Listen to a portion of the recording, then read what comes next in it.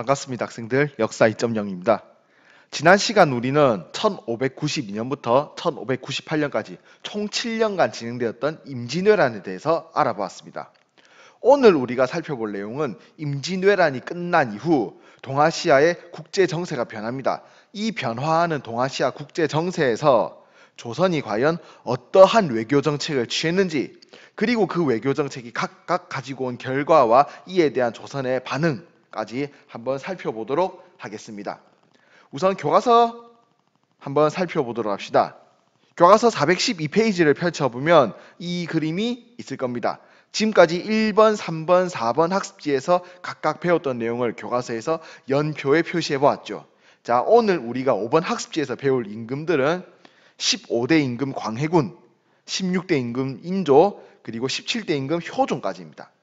자, 그러면 15, 16, 17대 임금이 있는 기간 동안 조선의 외교 정책에 어떤 변화 모습이 발생하였는지, 그리고 이에 대한 결과를 하나씩 살펴보도록 하겠습니다.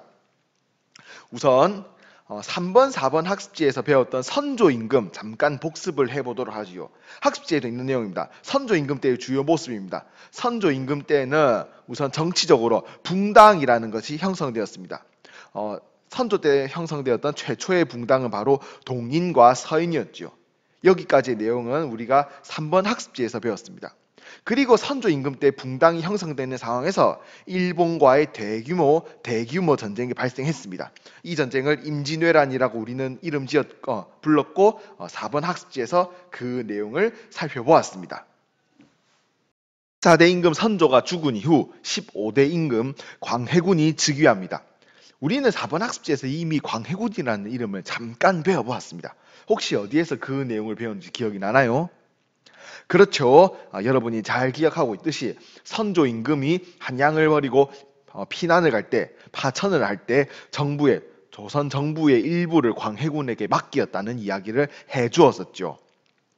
그때 세자였던 광해군이 선조 이후의 임금으로 즉위한 것입니다. 전쟁이 끝난 이후 즉위한 광해군은 우선 첫 번째, 국내에서 전후복구 사업을 진행합니다. 전쟁으로 인해 입었던 막대한 피해들을 복구하기 위한 여러 가지 정책들을 실시하였는데요. 가장 중요하게 실시했던 것은 바로 다음과 같습니다.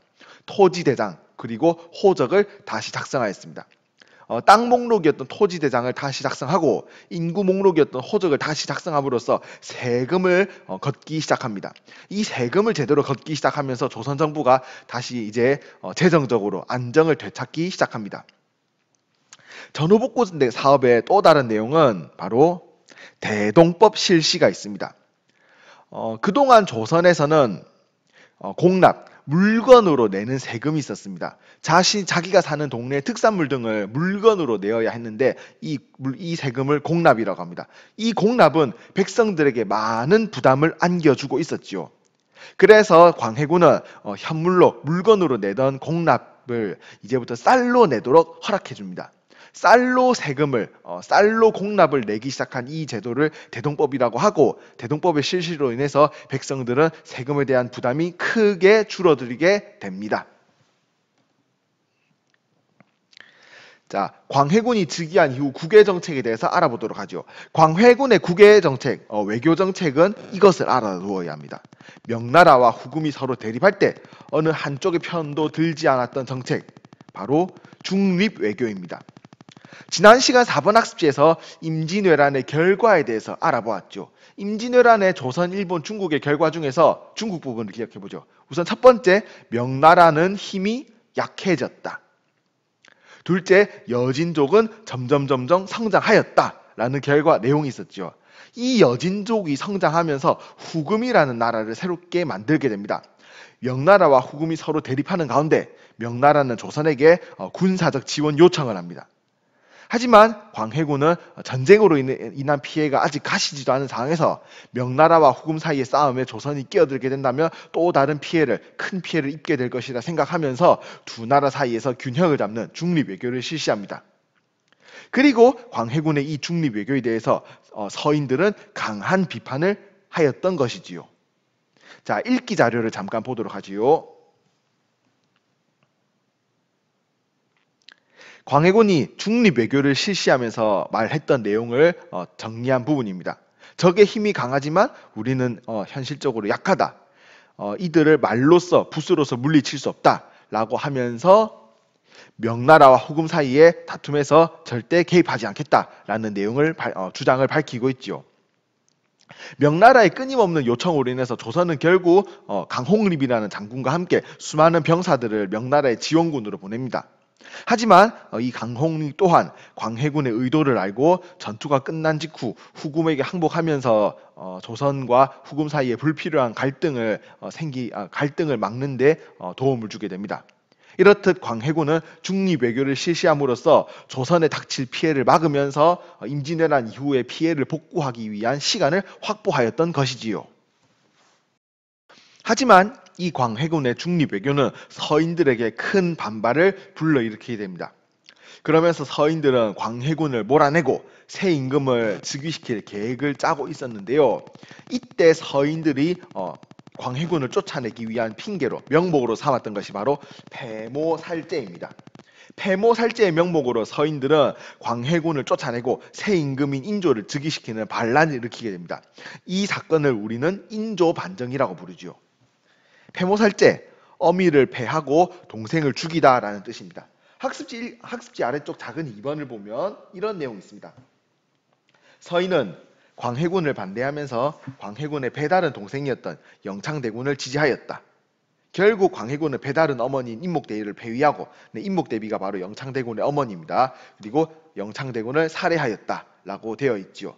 이 사건을 놓고 서인은 왕이 도덕적으로 옳지 않은 일을 저질렀다. 패모살제라고 비판하면서 결국 광해군을 쫓아내고 인조반정을 일으켜서 인조를 즉위시켰던 것입니다. 자, 인조반정으로 인해서 새 임금 인조가 즉위하였습니다. 자, 그러면 우선 여러분이 한번 생각해 보도록 하지요. 인조반정, 인조가 즉위하는 과정에서 서인들의 힘을 빌렸습니다. 그러면 왕이 된 인조 정치를 운영할 때 외교를 이끌음에 있어서 눈치를 보아야 했던 붕당은 그렇죠. 바로 서인 세력이 되는 것입니다. 서인들은 명나라에 대한 의리를 주장했습니다. 저 명나라는 임진왜란 때 우리를 도와주었기 때문에 후금과 명 사이에서 명나라의 편을 들어야 된다라는 주장을 계속해서 했고 이것이 바로 광해군의 중립외교와 마찰을 빚었던 것이죠. 자, 광해군은 결국 쫓겨났고 인조가 즉위하였습니다. 그렇다면 인조는 명나라와 후금 간의 갈등에서 과연 누구의 편을 들었을까요? 그렇죠. 서인의 주장을 따라서 명나라와 친하게 지내고 후금을 배척하는 친명배금 정책을 실시하게 됩니다. 자, 읽기 자료를 보도록 하죠. 인조실록에 기록된 내용으로서 친명배금 정책을 실시하겠다라는 인조의 주장이 담겨 있는 글입니다. 특히 끝에 마지막을 보면 광해군은 배은망덕하여 속으로는 다른 뜻을 품고 오랑캐 즉 후금에게 성의를 베풀었다라고 하면서 광해군의 중립외교를 강하게 비판하고 있지요. 인조의 이런 친명배금 정책은 결국 후금의 분노를 사기 시작합니다. 명나라와의 싸움에서 점점 유리해지고 있던 후금은 결국 조선을 침략합니다. 이 전쟁을 1627년에 발생한 정묘호란이라고 부릅니다. 인조는 강화도에 피신하게 되고 관군과 의병들이 후금 군대에 맞서 싸우게 됩니다. 후금 또한 자신들의 후방에 명나라가 여전히 남아있는 상황에서 조선과의 싸움을 오래 끌 수가 없었습니다. 그래서 결국 후금은 조선과 화해를 하고 돌아가게 됩니다. 이때 화해의 조건으로 제시되었던 것이 후금이 조선이 동생인 형제 관계를 맺는 것이었습니다.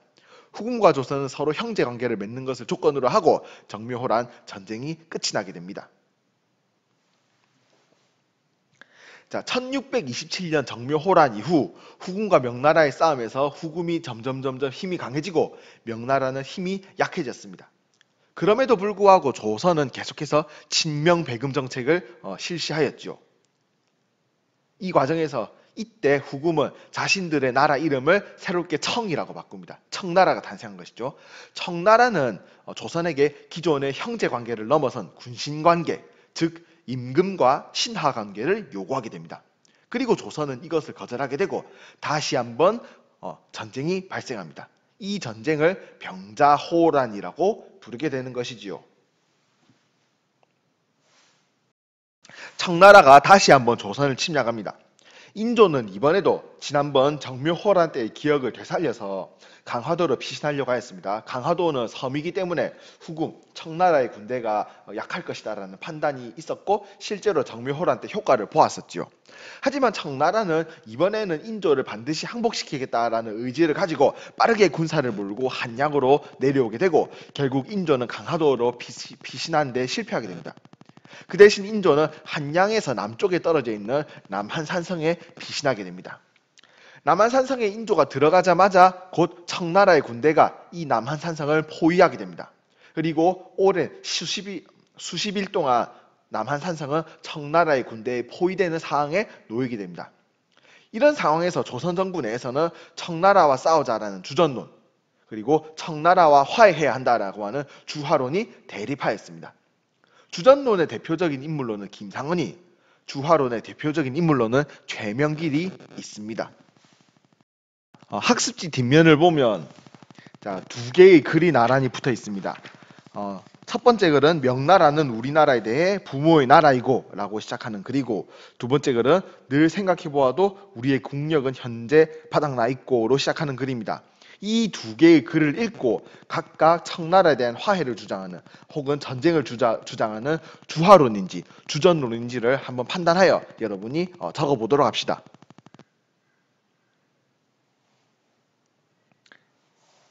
네, 진행을 다 함께 글을 읽어보았나요? 첫 번째 글은 청나라에 대한 전쟁을 주장하는 주전론입니다.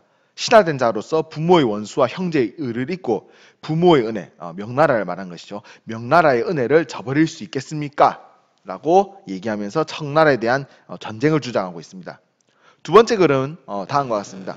우리의 국력은 바닥나 있고 오랑캐는 강하다. 정묘년의 맹약, 정묘호란 때 맺었던 약속, 즉 형제관계를 말하는 것이죠. 형제관계를 잠깐 아직 지켜서 화를 늦추고 이후에 적의 허점을 노려야 한다라는 이 주장은 바로 주화론이 되겠습니다. 자, 이렇게 주전론과 주화론이 계속해서 대립하는 가운데 청나라 군대의 압박은 점점 강해졌습니다. 결국 인조는 청나라에 항복하기로 결심합니다. 그리고 이 항복 의식이 진행되었던 장소가 오늘날 서울시 송파구에 있는 석촌동입니다. 이 석촌동 일대를 당시에는 삼전도라고 불렀습니다. 그래서 이때 진행되었던 항복 의식을 우리는 삼전도의 굴륙이라고 하고, 이때 인조는 삼배구고두례, 즉 절을 3번 하고 머리를 9번 찢는 의식을 치르게 됩니다. 삼전도의 굴욕이 담겨있는 삼배구고두례의 의식에 대한 읽기 자료입니다. 참고로 읽어보기 바랍니다. 그리고 학습지 뒷면에 보면 삼전도비라고 하는 사진이 있습니다. 이 항복 의식이 끝난 이후 청나라가 조선의 임금이 여기서 항복했다라는 것을 스스로 기념하기 위해서 세운 비석이고 오늘날에도 남아 있습니다. 인조가 사망한 이후 즉위한 17대 임금 효종은 청나라에 대한 복수심으로 불타고 있었습니다. 병자호란이 끝난 이후 조선의 여러 왕자들이 중국 청나라의 포로로 잡혀갑니다. 이때 복림대군이라는 인조의 아들이 잡혀갔었죠. 이후에 돌아왔던 복림대군이 임금이 되었던 것이 바로 17대 임금 효종입니다. 자, 이 효종은 청나라에 대한 복수를 주장하면서 청을 정복하자, 북쪽을 정벌하자라고 하는 북벌운동을 진행합니다.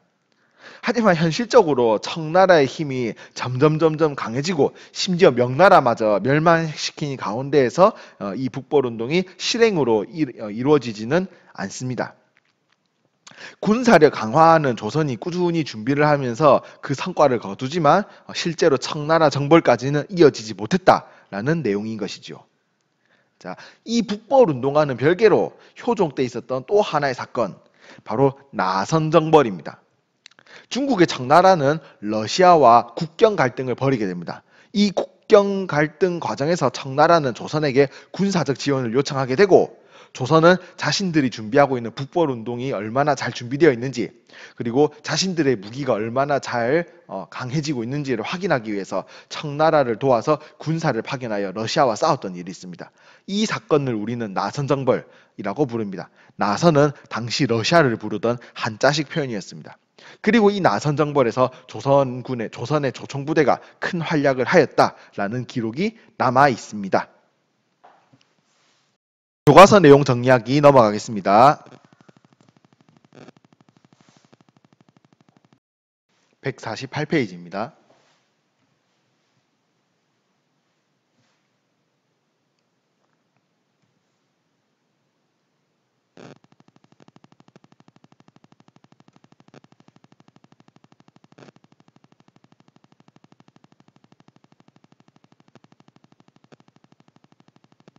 백사십구 페이지입니다.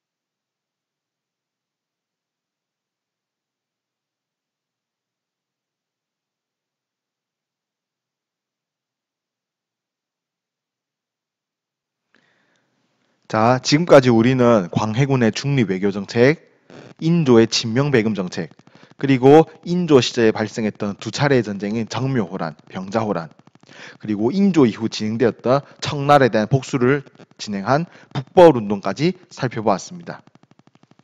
다음 시간에는 조선 시대의 조선의 정치적인 흐름이, 붕당 정치의 흐름이 어떻게 흘러가는지 예송과 환국, 그리고 영조, 정조의 당평 정치를 통해서 알아보도록 하겠습니다.